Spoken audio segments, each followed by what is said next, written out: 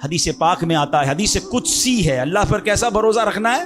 انا عند ظن عبدی بی، میں اپنے بندے کے گمان کے نزدیک ہوتا ہوں جو مجھ سے رکھے۔ مفتی احمد یار خان نعیمی اس حدیث پاک کے تحت فرماتے ہیں یہاں عبد سے مراد بندہ مومن ہے، یعنی بندہ میرے بارے میں جیسا یقین رکھے گا میں ویسا ہی اس کے ساتھ معاملہ کروں گا۔ بس یہ سمجھ لو آج بات، میرا اللہ بہتر فرمائے گا، رب میرے لیے بہترین فیصلہ کرے گا، وہ مجھے پالنے والا ہے، میری ماں سے زیادہ چاہنے والا، یقین تو کرو نا اس پر۔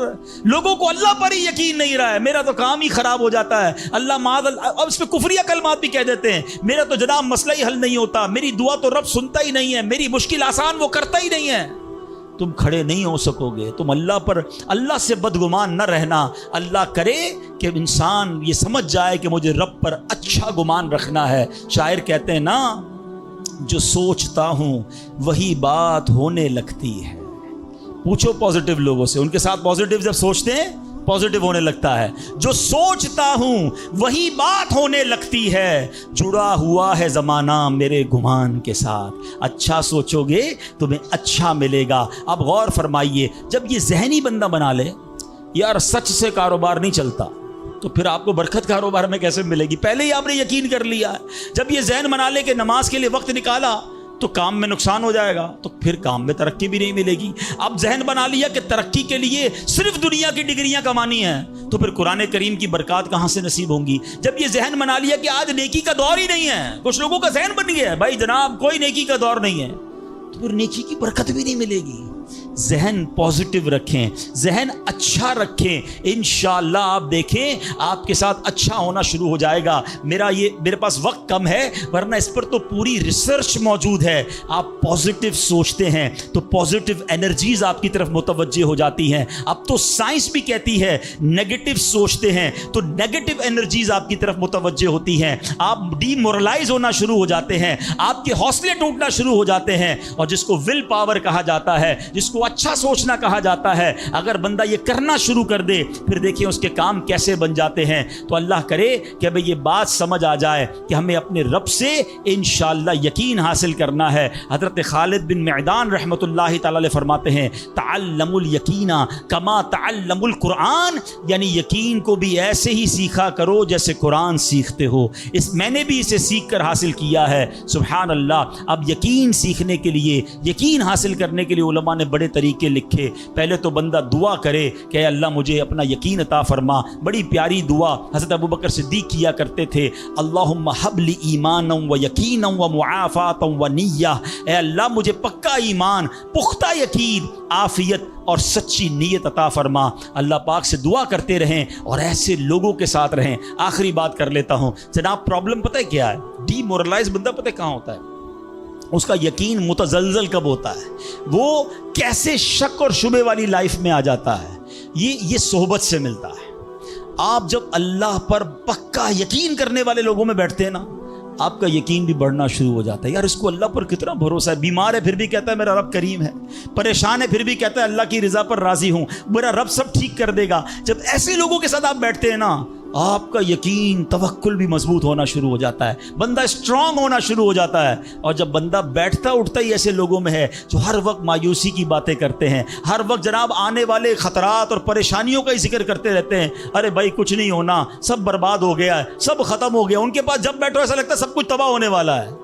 ایسے لوگوں کے ساتھ نہ بیٹھیں، حوصلے والے لوگوں کے ساتھ بیٹھیں، توکل والے لوگوں کے ساتھ بیٹھیں، اللہ سے محبت کرنے والوں کے ساتھ بیٹھیں، پھر دیکھیں انشاءاللہ آپ کے کام کیسے سیدھے ہو جائیں گے۔ ایک آخری بات چلے کر لیتا ہوں، اللہ پر بھروسہ، اللہ کے فیصلوں پر یقین کیسے حاصل ہو؟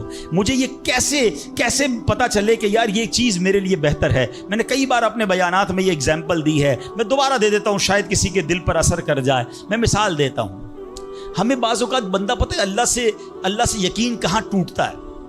جب بندہ دعائیں مانگتا ہے، التجائیں کرتا ہے، بڑی رو کر التجا کرتا ہے، مصیبت میں ہوتا ہے، اس کو کوئی چیز چاہیے ہوتی ہے اور اس کو نہیں ملتی ہے، تو بندہ کہتا ہے رب تو میری سنتا ہی نہیں ہے، اتنی دعائیں کی، مسجد میں جا کے کی، مکے مدینے میں جا کے کی، فلاں بزرگ سے بھی دعا کرے، نہیں ہو رہا میرا کام۔ جب بندے کا کام نہیں ہوتا نا تو اس کو لگتا ہے کہ یار میں اللہ پر کیسے بھروسہ کروں؟ یہاں جا کر شیطان حملہ کرتا ہے۔ اب آئیے اس وسوسے کو کیسے ختم کریں. آپ میں سے کئی ایسے مجھے نظر آ رہے ہیں جو والد ہوں گے یا بڑے بھائی ہوں گے. آپ کا کوئی چھوٹا بیٹا یا چھوٹا بھائی ہو اور بیمار ہو جائے, اس کو بخار ہو جائے, گلا خراب ہو جائے, اور وہ رونے لگے کہ ابو میں نے آئس کریم کھانی ہے, میں نے ٹھنڈا شربت پینا ہے. اچھا بتائیے, آپ اسے ٹھنڈا شربت پلائیں گے؟ ہیں, وہ رو رہا ہے آپ کے سامنے, آئس کریم کھلائیں گے اسے؟ جواب دیجئے نہیں. وہ رونے دیں گے آپ اس کو. آپ کا ایک دوست برابر میں بیٹھا ہو اور کوئی کہے یار کیسے ظالم ابو ہیں, بچہ رو رہا ہے, دے دینا اسے آئس کریم. تو آپ ایک جواب دیتے ہیں, میں والد ہوں, مجھے پتا ہے اس کو کب کیا دینا ہے. ایسا ہی ہے نا.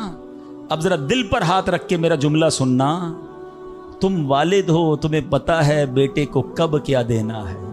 میرے مالک کو نہیں پتا مجھے کب کیا دینا ہے.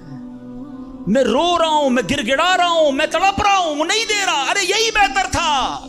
ہو سکتا ہے کہ میں جو مانگ رہا ہوں مجھے مل جاتا تو وہ میرے لیے اور برا ہوتا.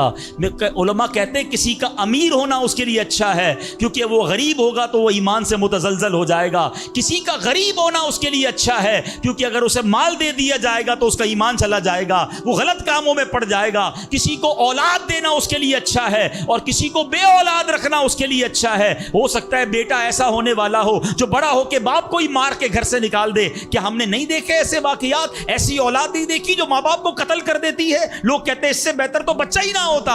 ارے رب بہتر جانتا ہے مجھے کیوں بیٹا نہیں مل رہا, مجھے کیوں بیٹی نہیں مل رہی, مجھے کیوں اولاد نہیں ہو رہی, مجھے کیوں مال نہیں مل رہا, میں اب تک گھر کیوں نہیں لے سکا. ہو سکتا ہے میرے رب نے اس کے بدلے میرے لیے بہت ساری نعمتیں رکھی ہوں. کاش یہ بات سمجھ آ جائے. مجھے ایک بات بتاؤ نا, میری ماں, آپ کی ماں, دنیا میں سب سے زیادہ ہم سے پیار کون کرتا ہے؟ ہماری ماں کرتی ہے. کبھی ماں ہمارے لیے غلط فیصلہ کر سکتی ہے؟ نہیں کر سکتی. ارے جو ماں میرا اچھا سوچتی ہے, اس ماں کے دل میں جس نے ممتا ڈالی ہے, جو کروڑوں ماؤں سے زیادہ مجھے چاہنے والا ہے, وہ میرے بارے میں کیوں نہ اچھا فیصلہ فرمائے گا. کاش یہ یقین آ جائے کہ جو رب نے کیا ہے وہی بہتر کیا ہے. سبحان اللہ. زندگی کا ایک اصول بنا لو, میرا کام, جب آپ کا کام ہو جائے نا تب بھی کہو اللہ کا شکر ہے, اور جب کام نہ ہو کہو جب بھی اللہ کا شکر ہے. میرے لیے یہی بہتر ہوگا. آپ مزے میں آ جاؤ گے.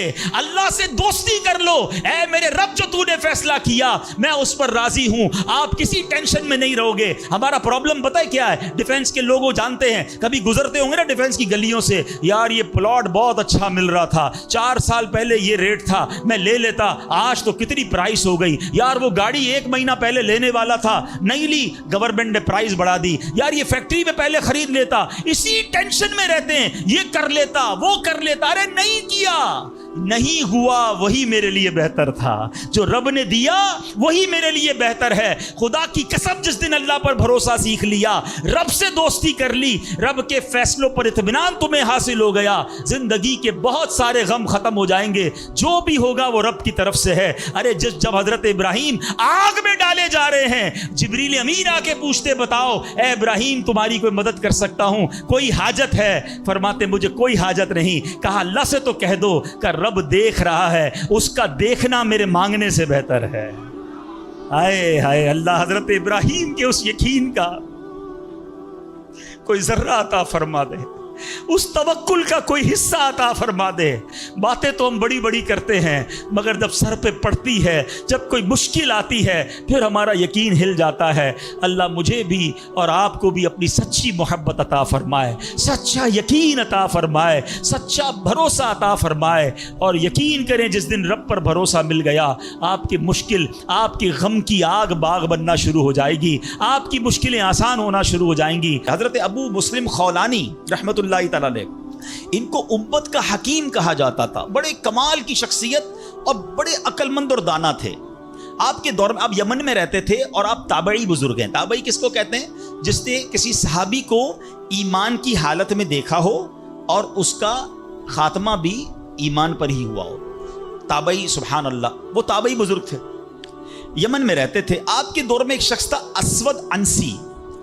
اس بندے نے معاذ اللہ نبوت کا جھوٹا دعویٰ کر دیا, اور ایک دن زبردستی آپ کو اپنے پاس بلایا اور پوچھا کہ کیا تم گواہی دیتے ہو کہ محمد صلی اللہ تعالیٰ علیہ وسلم اللہ کے رسول ہیں؟ کہا ہاں بالکل, میرے آقا علیہ الصلوۃ والسلام اللہ کے نبی ہیں, سچے نبی ہیں, وہ میرے آقا ہیں, میں ان پر ایمان رکھتا ہوں. تو پھر وہ کہتا ہے اچھا یہ گواہی دیتے ہو کہ میں بھی اللہ کا رسول ہوں؟ حضرت ابو مسلم خولانی کہتے ہیں کہ میں نے نہیں سنا تم کیا کہتے ہو، یعنی سنا ہی نہیں اس کی بات، سنی انسنی کر دی۔ اسود انسی کو بڑا غصہ آیا، اس نے فوراً حکم جاری کیا کہ بڑی اور خوفناک آگ جلائی جائے۔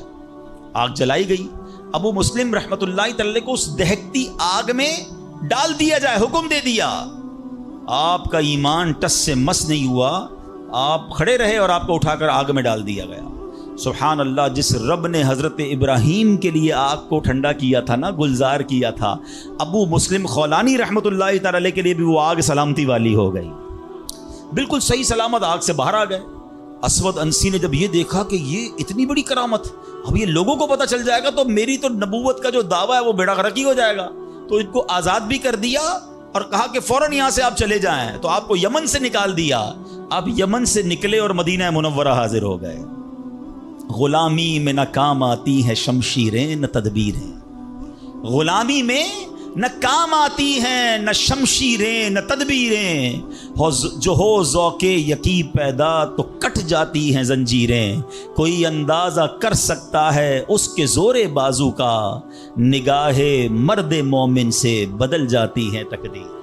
ایک قافلہ تھا، 3 افراد ہیں، بلکہ اس میں سبحان اللہ 4 افراد ہیں، حضرت ابراہیم، حضرت اسماعیل، بی بی ہاجرہ، اور چوتھے کون تھے؟ حضرت جبرائیل۔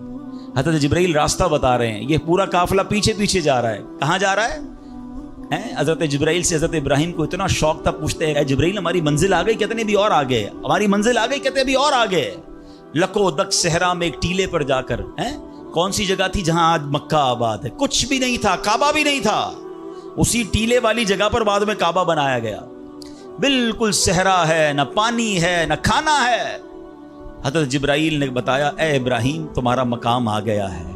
حضرت ابراہیم کی اطاعت دیکھیں کہ وہ بیٹا جو 99 سال کی عمر میں دعاؤں کے بعد ملا ہے، حضرت اسماعیل آپ کو 99 سال دعا کرتے کرتے گزر گئے، پھر ملے تھے، مگر حکم کیا تھا کہ اپنے بیٹے کو، اپنی زوجہ کو وہاں چھوڑ آؤ۔ حضرت ابراہیم اپنی زوجہ کو، اپنے بیٹے کو جب چھوڑ کر جاتے، تھوڑے سے کھجورے ہیں، پانی ہے، تو بی بی ہاجرہ کیا کہتی ہیں؟ 3 بار کہا کہ ابراہیم کس کے سہارے چھوڑے جا رہے ہیں، کس کے سہارے چھوڑے جا رہے ہیں؟ حضرت ابراہیم نے جواب نہیں دیا، تو آخر میں کہتی ہیں اللہ امرک بہذا، اے اللہ کے نبی، کہ اللہ پاک نے آپ کو اس کا حکم دیا ہے؟ آپ نے کہا مجھے رب نے حکم دیا ہے۔ اب یقین دیکھیں اس خاتون کا، اس ماں کا یقین دیکھیں جس کا چھوٹا بچہ ساتھ ہے، دودھ پیتا بچہ ساتھ ہے، نہ کوئی انسان نہ پرندہ۔ مگر جب حضرت ابراہیم نے کہا نا کہ ہاں رب کا حکم ہے، تو کیا کہا؟ اے اللہ پاک کے نبی، اگر یہ اللہ پاک کا حکم ہے تو پھر آپ خیر سے جائیں، اللہ ہمیں ضائع نہیں کرے گا۔ رب کا حکم ہے نا، پھر کھانا بھی اسی نے دینا ہے، پانی بھی اس نے دینا ہے، ہماری حفاظت بھی اسی نے کرنی ہے۔ آئے ہائے، یقین کیسا تھا کہ وہ رب رحمان قدرتوں والا ہے۔ اللہ وہ ہے جو مردے سے زندہ نکال سکتا ہے، اللہ وہ ہے جو دن سے رات کو بناتا ہے، رات سے دن کو بناتا ہے، اللہ پاک وہ ہے جو بنجر زمین کو سرسبز و شاداب بنا دیتا ہے، یہ وہی رب ہے جو صحرا سے چشمے نکال دیتا ہے۔ اللہ پر یقین تھا کہ اگر پانی نہیں تو کیا ہوا، پانی بھی اسی کی نعمت ہے، وہی عطا فرمانے والا ہے۔ ارے یہاں کھانا نہیں تو کیا ہوا، رزق دینے والا تو موجود ہے، سبحان اللہ۔ اور ایسا ہی ہوا، کہا اب خیر سے جائیے، اللہ ہمیں ضائع نہیں کرے گا۔ کیا خوبصورت شعر ہے نا، یقین مثل خلیل آتش نشینی، یقین مثل خلیل آتش نشینی، یقین اللہ مستی خود گزینی، سن اے تہذیب حاضر کے گرفتار، غلامی سے بدتر ہے بے یقینی۔ کیا ترجمہ ہوا اس کا؟ اس کا معنی کیا ہوا؟ یقین کیا ہے؟ حضرت ابراہیم کی طرح بے خطر، بغیر ڈرے آگ میں کود جانے کا نام یقین ہے۔ یقین کیا ہے؟ محبت الہی میں غرق ہو جانا اور اپنے آپ کی اصلاح میں لگ جانا یقین ہے۔ اے دور حاضر کی تہذیب کے دیوانوں، بے یقینی جو ہے وہ غلامی سے بھی بری چیز ہے۔ آج بے یقینی کی فضا کیسی ہے، یقین ہی نہیں ہے کسی کو، تذبذب، ٹینشن، اللہ پر، دین پر، اپنے دنیا کے معاملات پر یقین ہی نہیں ہے کسی کو، ہر وقت فکروں میں گھرا ہوا ہے۔ اے میرے پیارے اسلامی بھائیوں، آج غربت عام ہے، مشکلات ہیں، ہر دوسرا آدمی مشکلات میں پھنسا ہوا ہے، لڑائی جھگڑے ہیں، نا اتفاقی ہے، دنیا میں کئی جگہ تو مسلمان بیچارے ظلم و ستم کا شکار ہیں۔ اللہ پاک ان کی غیب سے مدد فرمائے۔ الحمدللہ مسلمانوں نے तारीख में शानदार कारनामे सर अंजाम दिए हैं। अल्लाह करीम ने मुसलमानों को बड़ी शान और शौकत से नवाजा है, मगर अब हालात किसी और तरह के चल रहे हैं। कभी गौर किया इसकी वजह क्या है? इस पर तज्जिया किया जाए तो एक बड़ी वजह सामने ये आती है कि मुसलमानों में बेयकीनी बढ़ा दी गई है। प्यारे आका मक्की मदनी मुस्तफ़ा सल्लल्लाहु अलैहि वसल्लम का जरा फरमान सुनिए। मशहूर सहाबी हजरत अबू हुरैरा रज़ियल्लाहु तआला अन्हु हदीस के रावी हैं। रसूल ज़ीशान मक्की मदनी सुल्तान सल्लल्लाहु अलैहि वसल्लम ने फरमाया, मा अखाफ अला उम्मती इल्ला दअफल यकीन। आका फरमाते मुझे अपनी उम्मत पर खौफ नहीं है मगर यकीन की कमजोरी का, यानी और कोई खौफ नहीं है। ये उम्मत ऐसा नहीं होगा कि शिर्क में मुब्तला हो जाएगी। फरमाया मेरी उम्मत अल्लाह पाक का इनकार नहीं करेगी, हाँ मेरी उम्मत को जो बड़ा मसला दरपेश होगा उनका यकीन कमजोर हो जाएगा, उनका भरोसा कमजोर हो जाएगा। एक और हदीस पाक सुनिए, आका फरमाते हैं नजा अव्वलु हादिहिल उम्मा बिल यकीनी वज़्ज़ुहद। इस उम्मत के पहले लोग यकीन और दुनिया से बेरग़बती के जरिए नजात पा गए। व यहलिकु आखिरु हादिहिल उम्मा बिल बुख़्लि वल अमल। और इस उम्मत के जो आखिरी लोग होंगे कंजूसी और लम्बी उम्मीदों के सबब हलाक हो गए। पहले वाले यकीन की वजह से कामयाब हो गए। कैसा यकीन था? 313 थे ना, मगर भरोसा रब पर कैसा था कि फरिश्तों की फौज मदद के लिए आ जाती है। और बाद वाले फरमाया कंजूसी होगी, लंबी उम्मीदें होंगी। कंजूसी क्यों होती है? माल खर्च करूंगा खत्म हो जाएगा, यकीन नहीं है ना, ये पैसे चले जाएंगे, ज़कात नहीं देते लोग, अल्लाह की राह में खर्च नहीं कर रहे, लंबी उम्मीदें बनाई, यकीन नहीं है। काश ये बात समझ आ जाए कि मेरे और आपके नसीब में जो रिस्क लिखा है वो लिखा हुआ है, वो हमें मिलकर रहेगा, मगर उसी की टेंशन में जिंदगी गुजर रही है। बेयकीनी की कुछ मिसालें मैं आपको समझाता हूं। अभी तक शायद कुछ लोग कह रहे होंगे यार ये बात तो ठीक कर रहे हैं, बेयकीनी होनी नहीं चाहिए, मगर हमें तो बेयकीनी नहीं है। अब मैं कुछ एग्जाम्पल के जरिए समझाता हूं। हम मानते तो हैं अल्लाह पाक रिस्क देने वाला है, ठीक है, फिर भी माल के पीछे मारे मारे फिरते हैं। कोई लंदन पेरिस के साथ ख्वाब देख रहा है, कश्तियों के अंदर बैठकर, पिछले दिनों वाकयात हुए ना, हैं, पैसे देकर वो डंकी लगाकर जाते हैं, कोई रास्ते में मर जाता है, कोई कश्ती में बेचारे डूब गए। क्यों? यकीन नहीं है, इधर पैसे नहीं मिलेंगे उधर पैसे मिलेंगे, किसी तरह उधर चला जाऊं या मर जाऊंगा भूखा। जरा गौर कीजिए ऐ मेरे प्यारे इस्लाम भाई, को सूद का काम करता है। क्यों करता है सूद का काम? यकीन नहीं है ना कि हलाल कमाऊंगा तो पीछे रह जाऊंगा। मिलावट, रिश्वत, डाका, चोरी, अगर इन तमाम गलत कामों के पीछे आप देखें तो यकीन नहीं होता कि यार मिलावट नहीं करूंगा तो माल नहीं बिकेगा, पैसे वाला कैसे बनूंगा, गरीब ही रह जाऊंगा। यकीन खत्म हो गया है, जिसकी वजह से हर दूसरे आदमी को जनाब गलत काम करना है। आगे चलिए, हम मानते हैं नमाज दुनिया भी संवार देती है, आखिरत भी संवार देती है, सुनते भी हैं बोलते भी हैं, मगर नमाज पर दुनिया को तरजीह देते हैं। यार नमाज पढ़ूंगा तो कारोबार पे, दुकान पे कौन बैठेगा, हैं? नमाज पता है आखिरत और दुनिया संवार देगी, यकीन नहीं है। इसी तरह हम मानते हैं कि मुसलमान की तरक्की कुरान पर अमल करने में है, मगर ना कुरान खुद पढ़ते हैं ना अपने बच्चों को पढ़ाते हैं। हम मानते हैं कि अल्लाह पाक दुआएं कबूल फरमाता है, मगर बेयकीनी है, अव्वल तो दुआ मांगते नहीं है और मांगते हैं तो यकीन ही नहीं होता।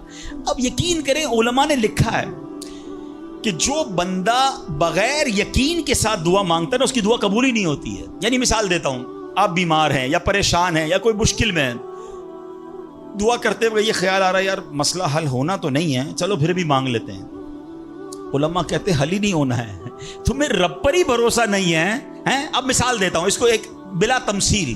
आपका कोई मुलाजिम है, उसको पैसों की ज़रूरत है और वो आपके पास आके कहता है साहब 5,000 रुपये की ज़रूरत है, मुझे लगता तो नहीं आप देंगे, चलें फिर भी आपसे मांग ही लेता हूँ।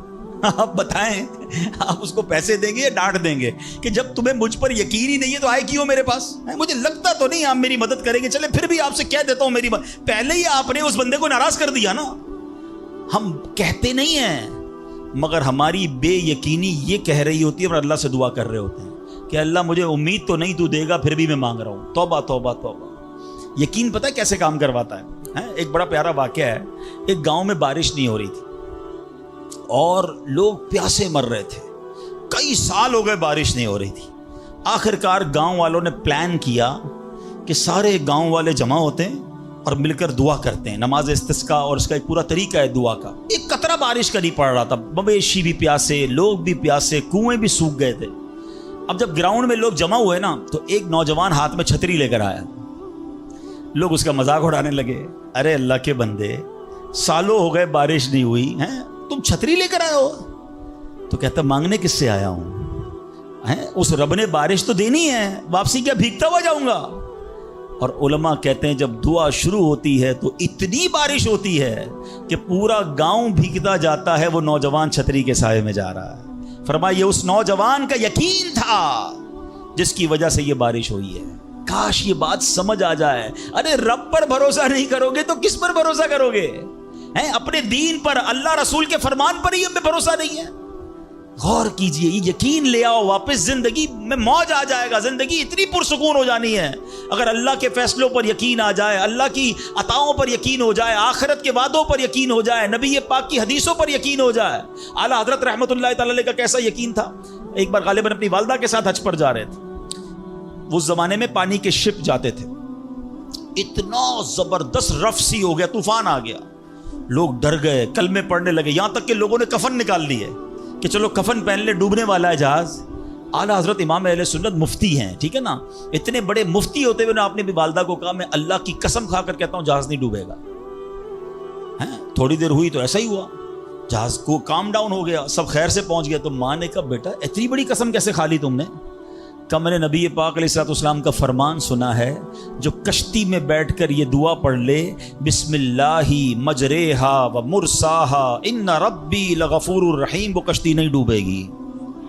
میں اللہ کی قسم کھا کے کہتا ہوں کہ میرے نبی نے فرمایا نا، وہ یقین تھا۔ ہم کتنی بار دعا پڑھتے ہیں مگر دعا پڑھ کے بھی کہتے ہیں پتہ نہیں قبول ہوگی نہیں ہوگی، پڑھ لیتے ہیں۔ یہ والی چیز نکال دیں۔ وظیفے ہمارے کیوں نہیں لگتے؟ لوگ کہتے ہیں وظیفہ پڑھ رہا ہوں مسئلہ نہیں ہو رہا، تعویذ لیا پھر بھی مسئلہ۔ تعویذ پہنتے وقت بھی خیال ہی ہوتا ہے چلو یار پہن لیتے ہیں، پتہ نہیں ہونا ہے نہیں ہو تو کچھ نہیں ہونا۔ وظیفہ پڑھ لیں اور کہہ رہے پتہ نہیں ہوتا۔ پہلے یقین لائیں۔ اچھا ڈاکٹر بھی یہی کہتے ہیں، یہ صرف اب یہ وظائف اور ان چیزوں میں نہیں، آپ اگر ڈاکٹر پر بھی یقین نہ رکھیں نا کہ یار اس کی دوائی پتہ نہیں کام کرتی ہے نہیں کرتی، کیونکہ بہت ساری چیزوں کے پیچھے یقین، ول پاور۔ بڑا خوبصورت جملہ میں نے کتاب میں پڑھا تھا کہ جو لوگ کہتے ہیں یہ ہو جائے گا ان سے ہو جاتا ہے، جو لوگ کہتے ہیں یہ نہیں ہوگا ان سے نہیں ہوتا ہے۔ کاش یہ بات سمجھ آ جائے آپ کو، ہو جائے گا، اب کر لو گے۔ بڑے بڑے کام لوگ کر جاتے ہیں، میں کر لوں گا انشاءاللہ، پتہ نہیں ہوگا نہیں ہوگا، ٹرائی کر لیتا ہوں، پہلے ہی سمجھ لو نہیں ہوگا۔ اندر حوصلہ تو لائیں نا، یقین تو لائیں۔ اگر رب پر ہی بھروسہ نہیں ہوگا تو ہم کدھر جائیں گے؟ صدیق اکبر رضی اللہ تعالیٰ عنہ، مسلمانوں کے پہلے خلیفہ، جب آپ نے یہ آیت پڑھی نا قرآن پاک میں، اللہ ارشاد فرماتا ہے وما من دابۃ فی الارض الا علی اللہ رزقها، اللہ فرماتا ہے اور زمین پر چلنے والا کوئی جاندار ایسا نہیں جس کا رزق اللہ کے ذمہ کرم پر نہ ہو۔ آپ فرماتے کہ جب سے میں نے یہ آیت پڑھ لی، خدا کی قسم میں نے روزی کی فکر کرنا چھوڑ دی ہے، کہ جب اللہ نے ہر کسی کا رزق اپنے ذمے پہ لے لیا تو مجھے کس بات کی ٹینشن ہے؟ کاش ہمیں یہ بات سمجھ آ جائے کہ ہمیں اب ذرا غور کریں۔ ابھی یہ اجتماع ختم ہوگا، اگر میں آپ سب کو کہوں کہ بتائیں آپ کے لیے کیا دعا کروانی ہے، تو تقریباً 70-80% لوگوں نے پتہ کیا کہنا ہے؟ حضور روزی میں برکت کی دعا کر دیں، کاروبار میں برکت کی دعا کر دیں، نوکری نہیں لگ رہی اس کی دعا کر دیں۔ میں نہیں کہتا یہ دعا نہیں کرنی چاہیے، اللہ سے نہیں مانگیں گے تو کس سے مانگیں گے؟ لیکن کوئی تو کہے کہ میری ایمان پر موت کے لیے دعا کر دیں، میری قبر جنت کا باغ بن جائے اس کے لیے دعا کر دیں، میں آخرت میں جاؤں تو اللہ مجھ سے راضی ہو جائے اس کے لیے دعا کر دیں۔ فرق دیکھیں، میری اور آپ کی ٹینشن کیا ہے؟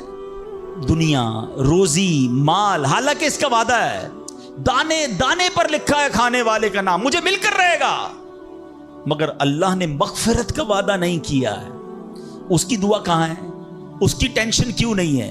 ایسے کئی لوگ مجھے بھی ملے، آپ کو بھی ملے ہوں گے، یار رات کو نیند نہیں آ رہی، کیوں؟ بس یار کاروبار کی ٹینشن بہت ہے۔ کبھی زندگی میں ایک رات میری اور آپ کی ایسی گزری کہ اس ٹینشن میں نیند نہ آئی ہو کہ قبر میں جاؤں گا تو قبر جنت کا باغ بنے گی یا دوزخ کا گھڑا بنے گی؟ کلمے والی موت ملے گی کہ نہیں؟ جنت میں جاؤں گا یا دوزخ میں جاؤں گا؟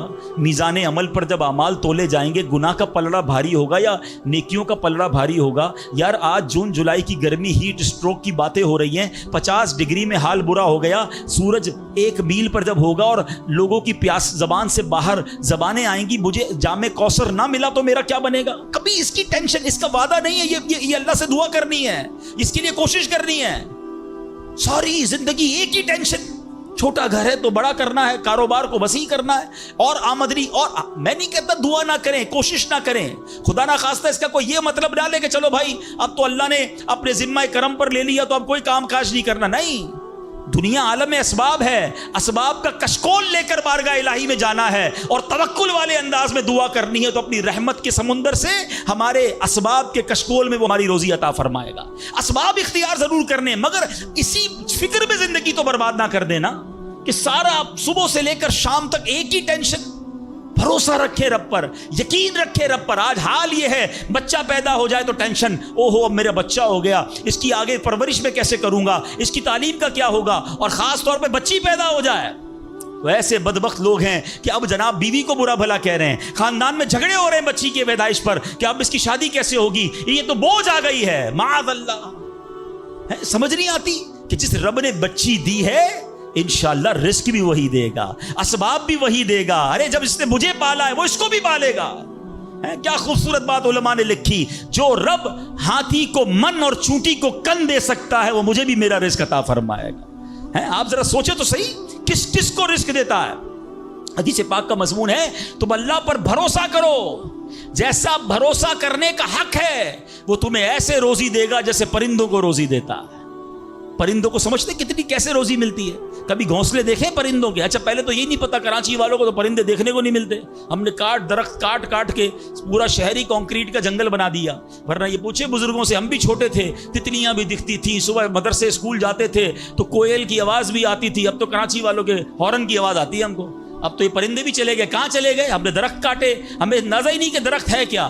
آج گاڑی پارک کرنے کے لیے ہر بندہ درخت کا سایہ ڈھونڈ رہا ہے مگر درخت لگاتا نہیں ہے. کاش یہ بات سمجھ آ جائے کہ جتنے درخت لگتے جائیں گے شہر یا ملک خوشگوار بھی ہوگا، موسم بھی کول ڈاؤن ہو جائے گا.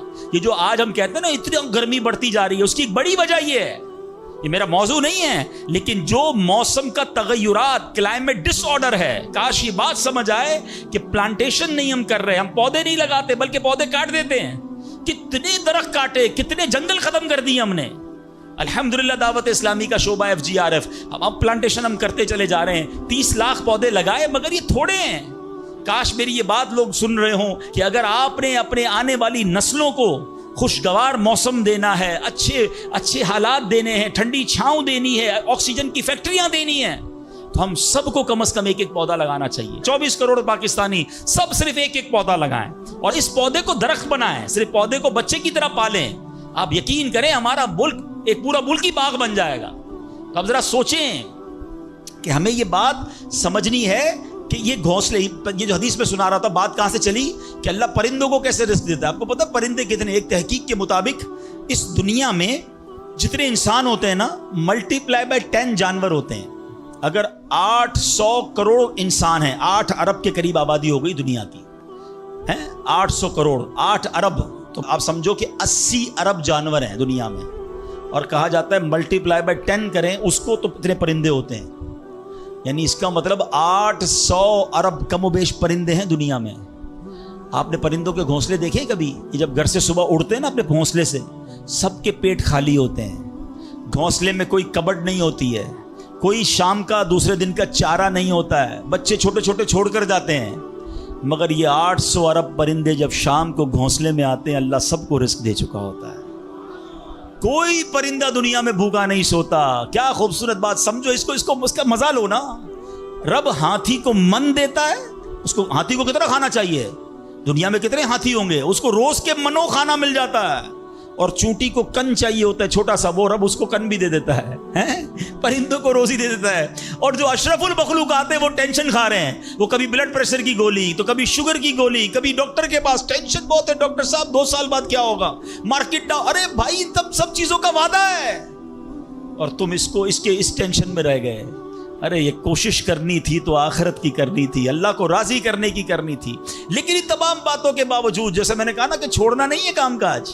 کچھ بے وقوف لوگ یہ سمجھ رہے ہوتے ہیں ایسا نہیں ہوگا. بڑی خوبصورت ایک بات اور کر دوں کہ اللہ پر بھروسہ کیسا کرنا ہے. ایک صوفی بزرگ شیخ سعدی لکھتے ہیں کہ ایک شخص تھا گھر سے محنت مزدوری کے لیے کام کاج کے لیے نکلا.